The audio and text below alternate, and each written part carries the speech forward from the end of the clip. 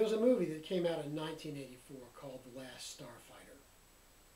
There was an intergalactic war raging and Earth was clueless.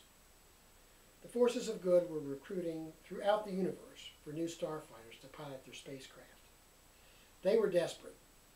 On Earth, they were using a video game to test the potential of unsuspecting humans.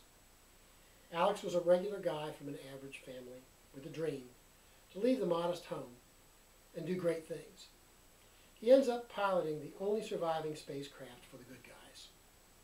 He brings down the evil empire with the help of his co-pilot Grig, an affable reptile who at one point says, "I've always wanted to fight an impossible battle against overwhelming odds." Well, he didn't finish the thought. He should have added, "and win it." Deep down, I've always wanted to fight that battle and win it, to go out there and do it all the right way for all the right reasons, to bravely suffer the wounds and emerge victorious. But I've only ever done that in my mind. Oh, for sure, I would have done that, or at least I think I would have done that, if I ever had the chance, but it hasn't come up. You know, there are always those pesky little things that get in the way, like family, work, the poor, the lame, the widow, the orphan, the imprisoned, the alien. All of those little things that keep me from mounting up and going out to fight that battle. I was 20 once, then 40, then 60, and it just never happened. You know, the little things. And I keep trying to push them all aside, ignoring them, giving them lip service. Yeah, maybe later. The whole time just looking, waiting for that mythical match to prove myself worthy. Well, guess what? I'm missing it. The impossible battle against overwhelming odds is right here. It's all around me, and I'm missing it. And if I'm not careful, I'm going to lose it. My one big chance, and I'm losing it 1 inch at a time, one little thing at a time. I don't know what to do. I need help. I can't do this alone. God created us in His image and likeness, and we still make wrong choices, or at least I do. God tried. Each covenant He made with us was the impossible battle against overwhelming odds, but only for us.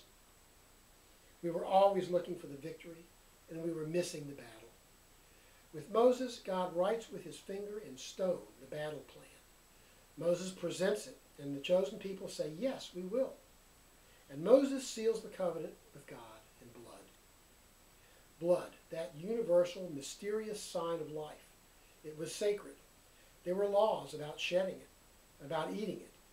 They knew that blood loss was loss of life as well.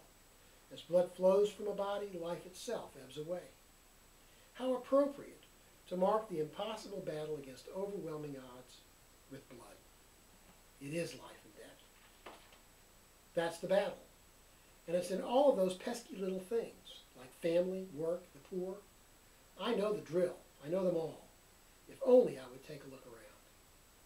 Jesus came to save me from myself, to save us all from ourselves.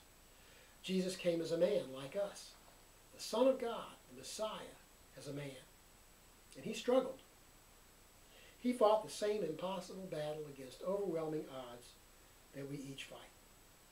But His battle plan was radically different. He taught that to save life we must lose it. And not just lose it, we must give it up for others like He did. Instead of pushing all those pesky little things aside, He embraced them. He loved us all. He worked. He fed the hungry, cured the sick, cared for the widow, and He lost His life. He surrendered His body. He shed all of His blood. He won that epic battle, and He rose from the dead to show us His complete victory, even over death. He knew how hard it was and would be for us. He knew that we would need help. He did not leave us alone. He allows us to taste the victory, to share in His triumph. He sustains us in our battle by inviting us to share in that very body and blood that He surrendered. Today, here on our altar. The impossible battle, the overwhelming odds, the pesky little things, the victory. All right here, right now.